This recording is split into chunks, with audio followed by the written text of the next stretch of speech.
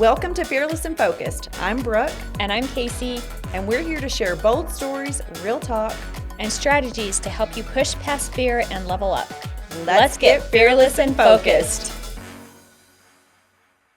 It has become really obvious to me that almost every woman has issues with their body at some point in their life 100%. and punishes themselves or compares themselves.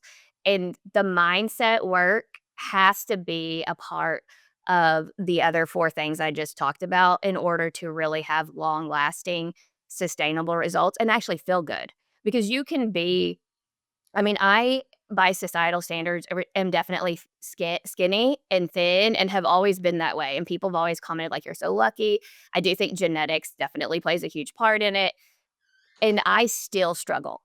Like, I was just at the beach, and I put on a swimsuit, and I'm like, "I don't look as good as I did 5 years ago." But what I want for women is to maybe think that, because it's to never think things like that is impossible, but, like, maybe you think that, but you put the swimsuit on and you go to the beach anyway with your kids.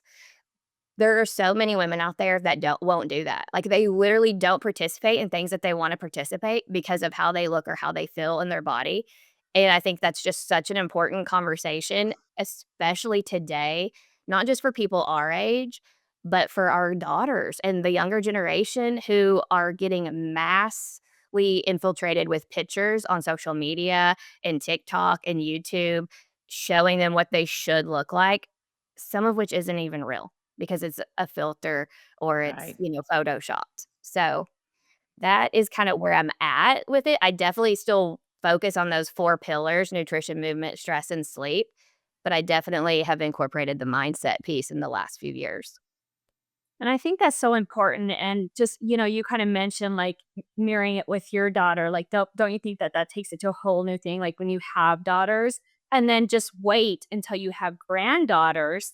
And then it's like you feel like this whole other, deeper level of responsibility of like, you know, I don't want you paying attention to all of that you're seeing, just like you said, feeding right in the screen. So I'm just so glad that women are really talking about this because I think that is how we'll start to just change some of that mindset and that focus around body image for our younger girls, coming in just saturated with it. So I'm so glad that you mentioned that and that you're being like that pillar of strength out there for that confidence for younger women. So let's kind of dive into a lot of women, and you mentioned moms, a lot of moms. Okay, we feel like we're running on fumes, girl. We're running on fumes. So, what's just one mindset shift or hack that you can offer that helps that mom that's like, I know I need to do better in this area of nutrition and fitness, but I have nothing left. What's a mindset shift they can do? I think the first step is really just becoming aware of the negative thoughts that we're having, and that takes a little practice, but once you kinda become aware of the thoughts, then it's like thinking the thought, like, maybe it's, "I don't have enough time today." Is that true? Is that really true? Or are we just so used to telling ourselves that we don't have enough time or carving out time for other things, and then taking that thought and reframing it and saying, "I'm busy today, but I'm gonna make sure that I take time for myself." It's never gonna work 100% of the time, but I really have noticed with clients that as they kinda start just making those little shifts with their thoughts and reframing them, they start to feel better, and that builds momentum, and that builds consistency, and it's really just about kinda starting where they're at because everyone is at different levels, but depending on what they need help with the most, there's always tips and tricks when it comes to nutrition or movement and those types of things, and I'm happy to share, any of those as well specifically, but I think the first thing is just understanding what are the negative thoughts, is there really truth to them, and reframing them. Yeah.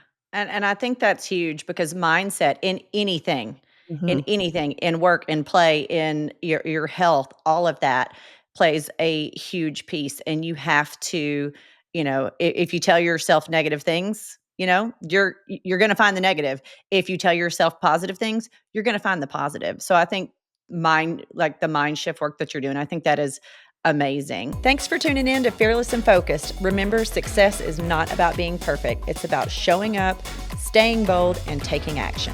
If you love this episode, don't forget to subscribe, leave a review, and share it with someone who could use a little inspiration.